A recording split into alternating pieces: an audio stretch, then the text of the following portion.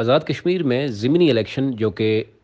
10 اکتوبر کو ہونے جا رہا ہے، صرف 5 دن باقی ہیں اور کل بہت اہم دن ہوگا پیپلز پارٹی کے لیے کہ بلاول بھٹو 5 اکتوبر 2021 کو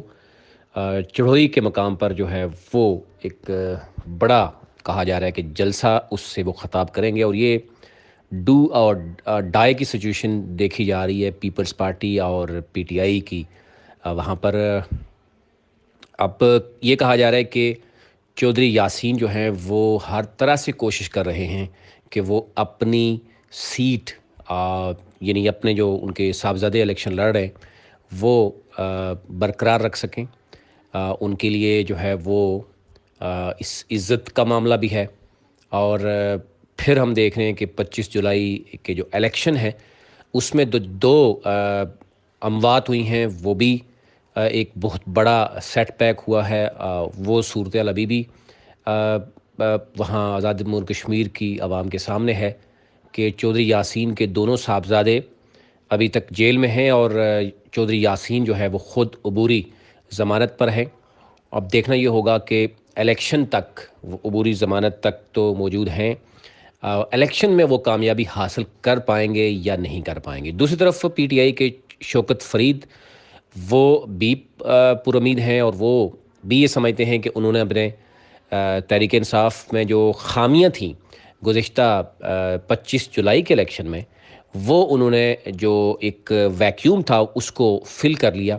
اور وہ بھی یہ سمجھتے ہیں کہ وہ تحریک انصاف کے لیے سیٹ نکالنے میں کامیاب ہو جائیں گے۔ اب یہ اس حلقے میں اللہ 12 میں چڑھوئی کے اگر ہم دیکھیں تو یہاں پر کانٹے دار مقابلہ جو ہے وہ متوقع ہے۔ تحریک انصاف بھی اور پیپلز پارٹی دونوں یہاں پہ کوشش کر رہی ہیں کہ سیٹ نکالنے میں کامیاب ہو جائیں۔ دوسری طرف اگر ہم بات کریں اللہ 3 کی، اللہ 3 جہاں پر بیرسٹر سلطان جب وہ صدر بنے تو اس کے بعد ان کی سیٹ خالی ہوئی تو ان کے صاحبزادے یاسر سلطان یہاں سے الیکشن لڑ رہے ہیں، اور یہ بھی دیکھا جا رہا ہے کہ یاسر سلطان کے مقابلے میں مسلم لیگ نون جو کہ ہم نے دیکھا کہ بیرسٹر سلطان نے 18,000 ووٹ لیا تو مسلم لیگ نون نے 15,000 سے زائد ووٹ لیا، تو بہت کم مارجن سے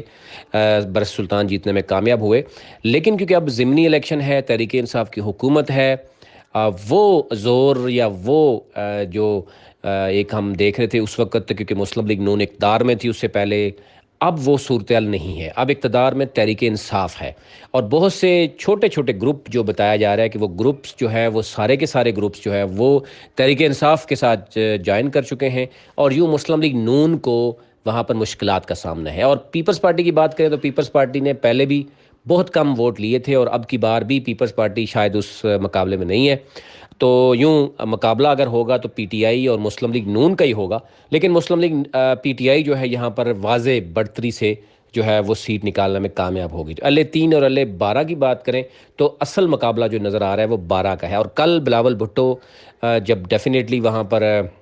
جلسے سے خطاب کرتے ہیں۔ کیپٹل ون ٹی وی کی ویڈیوز دیکھنے کے لیے آج ہی چینل سبسکرائب کیجیے، بیل آئیکن کو ضرور کلک کیجیے، ہمارا فیس بک پیج لائک اور فالو کیجیے تاکہ ہماری ہر نئی ویڈیو بر وقت آپ تک پہنچ سکے۔ شکریہ۔ کیا صورتحال ہوگی؟ کیا چودھری یاسین جو ہے وہ ایک ویل آرگنائزڈ اور ایک پاور شو کریں گے، اور اس پاور کے بعد تحریک انصاف کا کاؤنٹر کیا اسٹریٹجی ہوگی؟ ابھی تک تو تحریک انصاف کی بھی کوئی اہم اگر ہم لیڈرشپ دیکھیں تو نہ بیرسٹر سلطان اپنے حلقے میں گئے، نہ ہی اللہ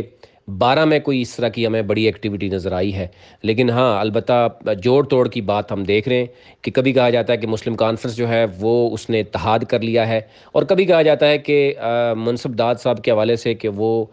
پیپلز پارٹی میں شامل ہو رہے ہیں، کبھی وہ نون لیگ میں شامل ہو رہے ہیں، اور کبھی وہ پی ٹی آئی میں شامل ہو رہے ہیں، تو یہ چیزیں تو ابھی تک وہاں پر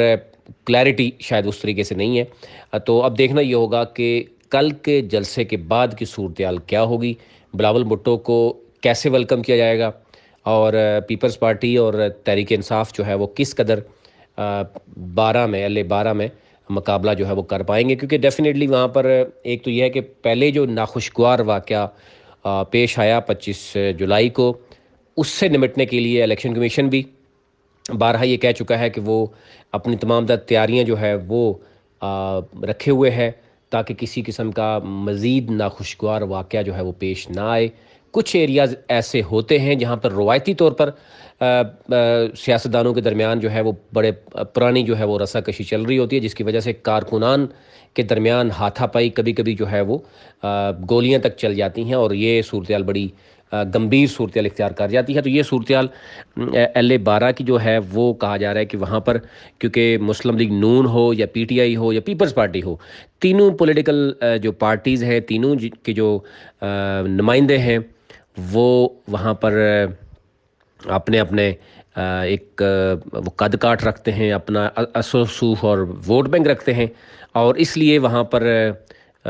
یہ معاملہ اس طرح کے جو ایشوز ہیں وہ چل سکتے ہیں۔ تو اب دیکھنا یہ ہوگا کہ الیکشن کمیشن نے کس حد تک وہاں پر تیاریاں کی ہیں۔ اب کل بلاول بھٹو جو ہے وہ وہاں پر دیکھنا یہ ہوگا کہ بلاول بھٹو کیا تقریر کرتے ہیں اور اس کا رد عمل تحریک انصاف کی طرف سے کیا آئے گا۔ لیکن فی الحال اگر ہم دیکھیں تو PTI کی جانب سے، مسلم لیگ نون کی جانب سے کوئی بڑا جو ابھی تک جلسہ سامنے نہیں آیا۔ مسلم لیگ نون کے تو اب اگر دیکھیں تو سابق وزیر اعظم جو فاروق حیدر ہیں وہ گئے ضرور ہیں، لیکن ان کو بھی وہاں سے فیڈ بیک نظر نہیں آیا، اس طرح کی گیدرنگ نظر نہیں آئی، ویلکم ان کو نہیں کیا گیا۔ اور یہی صورتحال PTI کا بھی ہے کہ جو اس وقت پارٹی کے صدر ہیں اسداد تنویر الیاس، ان کے حوالے سے بھی دو طرح کی رائے چلتی ہے۔ ایک تو یہ کچھ گروپ یہ بھی کہتے ہیں کہ ان کو جانا چاہیے، دونوں حلقوں میں بے شک ان کے اختلافات موجود ہیں کیونکہ اس وقت وہ پارٹی صدر ہیں، لیکن کچھ لوگ یہ بھی کہتے ہیں کہ ان کے جانے سے پارٹی کو فائدے کے بجائے نقصان ہو سکتا ہے، اس لیے وہ بھی جانے کے لیے تیار نہیں، بلکہ وہ تو اس حوالے سے بھی ناراض ہیں کہ ان کو ٹکٹ کی تقسیم میں بھی ان کے ساتھ مشاورت نہیں کی گئی۔ تو یہ اوورال صورتحال ہے۔ ان تمام تر صورتحال میں ڈیفینیٹلی الیکشن جو ہے وہ الیکشن ہے، جس کی بھی گراؤنڈ میں بہتر کارکردگی ہوگی وہی اس دن کا سکندر ہوگا۔ تو اب دیکھنا یہ ہے کہ کل بلاول بھٹو کیا وہاں پر ان کو کیسے ویلکم کیا جائے گا، کیا پاور شو کی جائے گی LA-12 کی عوام کی طرف سے۔ اس کے بعد پھر اندازہ لگایا جا سکتا ہے کہ صورتحال کیا ہوگی پیپلز پارٹی اور PTI کی، یا مسلم لیگ نون جو ہے وہ